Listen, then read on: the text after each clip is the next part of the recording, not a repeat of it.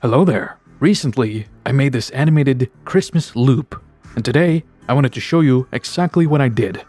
Alright, let's take a look. This is my project file. And this creature was sculpted right in ZBrush and then rigged with AutoRig Pro. Great add-on, highly recommend it. Looping an idle animation is not that difficult. You take whatever keyframes you started with, and then you put them right at the end. That's it. Well, not really. Let's say your timeline is 250 frames long, and that's how long you want the animation to be. Now, in order for you to loop this thing, you're gonna have to put your last keyframes at 251. The reason why we do this is so your first and last frame doesn't have the same values. And if you don't do it, then you'll have a little stutter effect. Now once you've done all that, you can go into the graph editor to really ease those keyframes out and help them transition a lot better. There is no right answer on how to tweak the F-curve, so do whatever feels right. I also use the NLA editor. The NLA editor is like animation layers, where you just layer animation on top of animation. It's really good. After the render, here is the result. It didn't look great, so it needed a lot of compositing. Starting off with the orb. I already knew that I wanted a cabin in a blizzard. The cabin itself was an asset that I bought years ago, which saved me a lot of time. The tree assets are all from Botonic. Botonic is great because it allows you to give your trees a lot of wind, and you can also make the trees loop. Alright, so I rendered all that out with Eevee. I took a still frame, put it in Photoshop, painted in some snow and a little pathway, and I took all the painted layers, brought it into After Effects, and sure enough, I had some snow on the cabin. Before you can really start to composite your stuff, you're gonna have to loop them. So I'm gonna try to explain how I did that. Oh boy. Alright, so I'm in Photoshop right now, and I'm trying to visualize what I'm talking about. This green and blue bit is my smoke asset. Where it is green, it is in my comp. Where it turns blue, it's outside the comp. And how we're gonna loop it is we wanna take the end, and I will push it at the start, like so. When we take the ending and put it right at the start, we can keyframe the opacity to blend it in together. So when you play it in your timeline and it hits the ending, well, it's gonna start where it left off. In this example right here, you can see the very ending blending into itself. If you do this with every single stock element, you'll have no problem compositing your loop. The same was done with the snow effects. It was rendered out in Blender and then composited in After Effects.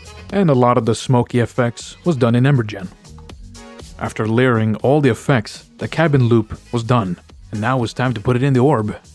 After taking a closer look at the orb, I noticed that the creature's fingers are clipping right through the mesh, so I had to come up with a solution. I was not gonna re-render, so what I did is I embraced it. I built a little shader in Blender, using the ambient occlusion node. I made sure to put the creature in a holdout, so the ball was the only thing getting rendered. And now I'd made myself a cool black and white matte that I could use to hide the clipping geometry. I gave it 20 samples, and kaboom! It was ready for After Effects. So to fix the clipping geometry, I was going to use this matte to create a glow whenever his fingers got a little too close. And now I needed some more steam. It didn't really look too magical to me.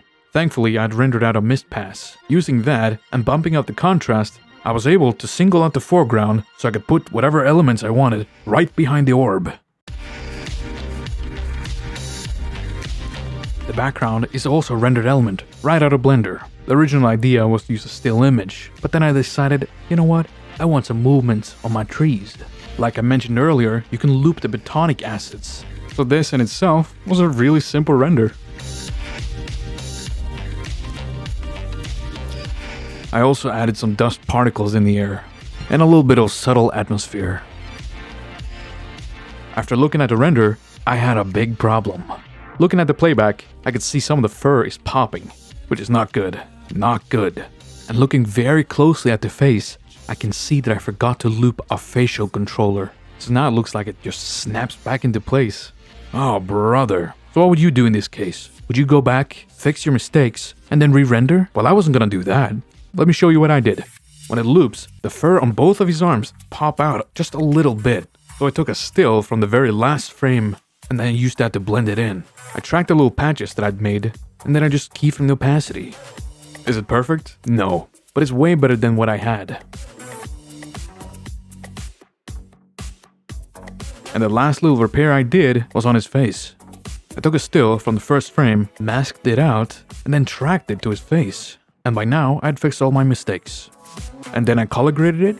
I fixed all the flickering I had with temporal denoising in Resolve. The problem with using temporal denoise is if you have a lot of motion blur or you have a lot of snow in my case, well, it's just gonna disappear really. So you're gonna wanna be careful when using that. But I will say it did a great job on the flickering, because that shit annoyed me. Well, I've been going on for way too long, so I'm gonna do a solid and shut the hell up. Thank you so much for sticking around to the end, I really appreciate it. And hopefully I'll see you next time. And a little shout out to the little birdie that requested this video to be made. Adieu.